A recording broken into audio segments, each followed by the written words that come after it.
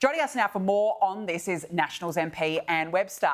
And good to catch up. Thanks very much for joining us on the show. Look, Kelly Sloan has said that she's willing to do a deal with the Nationals here, given that she's, of course, looking to remain committed to a net zero 2050 target. Here she was on Sky News this morning. Have a listen. I understand that they are strongly representing their communities. I have enormous respect for our Nationals colleagues. I think what we need to be doing, and in fact that work has already begun, is sitting around the table together, working out what we can do in the short term. I mean, the words net zero, we need to stop talking about them because they are a target a quarter of a century away, and the pain in communities is being felt now. And are you concerned New South Wales is at odds with federal policy? And what would a deal look like in New South Wales with the Nationals as suggested by the new opposition leader? Well, thank you very much for having me on, Danica. The issue is that the Nationals at a federal level fought and worked through sensible policy that has brought us to a cheaper, better, fairer energy policy. I note that Kelly Sloan has said that she's aware of people's pain right here, right now, that the words net zero should be just not really talked about. I think that's a fight for her to have with my colleagues at a state level in New South Wales. For us at a federal level, I've got to say it is fantastic to be able to breathe clear air about this whole subject. We are very focused on bringing down electricity prices through sensible measures, using the cheapest form of power moving forward, not forgetting that we need to reduce emissions in a responsible way, but not streaking ahead of the rest of the world. And Chris Bowen is now Australia's part-time energy minister, as we were talking about just a moment ago. That's after he's taken up the role with Turkey as president for COP31. Don Farrell, you heard, suggested his loyalty remains with Australia despite the fact he's moonlighting with the UN. Are you happy with that situation?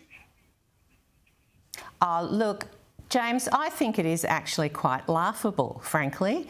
Moonlighting with the UN is, it's a cute way to say that he's basically leaving his responsibilities in Australia alone, like leaving somebody else to fix his mess while he becomes Captain Planet to save the Earth. I think he is in a great deal of trouble, frankly, and perhaps the Prime Minister wants him out of the country because he knows he can't actually fix what he's created. No, I like that word, Captain Planet. You're absolutely spot on. I mean, he's doing God knows what over there, but also wants to look after the energy grid here, but he hasn't been able to do that in 4 years. It's extraordinary. Now, look, Anthony Albanese and other world leaders have gone against Donald Trump and issued a consensus declaration at the G20 in Johannesburg this weekend, backing in the Paris Agreement, free trade, multilateral frameworks, as well as the need to spend trillions of dollars on reaching climate change goals. What does this mean for Australia now, Anne? Are we going to be required to cough up more money in pursuit of climate change? Well, I'll be interested to see what the Prime Minister actually means. Is he committing more taxpayer funding to reach goals that are not Australia's, as in goals that are not going to benefit Australia and Australians? I think he's in trouble. I think he, wants to play this universal global hero status when Australians are suffering and Australians are doing it tough right now. And seriously, he needs to turn his mind to Australians. He's the Prime Minister of Australia first, and Australians are not doing well in this cost of living crisis that is not going away and is phenomenally part of or a result of the energy policies that he has brought to bear. I just think, the Prime Minister needs to get his feet on the ground and understand what's going on in Australia. Well, speaking of people not doing it well, the Bureau of Meteorology have had a shocker of late, including their redesigned website, which we were told would cost $4 million. And I thought, gee, $4 million for a website. But it's been revealed today the total cost was $96 million for a website that when it was launched didn't even work properly. How does anyone spend that much money on a website? Look, when I was mulling this over this morning, I thought, how does this even happen? How do you spend $96 million developing a new website that's going to do even better than the past? Well, there were a lot of problems with the old one, there's no doubt about that. But the fact that farmers can't even get GPS readings now and know exactly what's going on in their region. I'm in Mallee. I have so many farmers who have contacted me absolutely disgusted at the BOM website. As soon as it went live, my phone started pinging, as happens when you're in the House of Reps.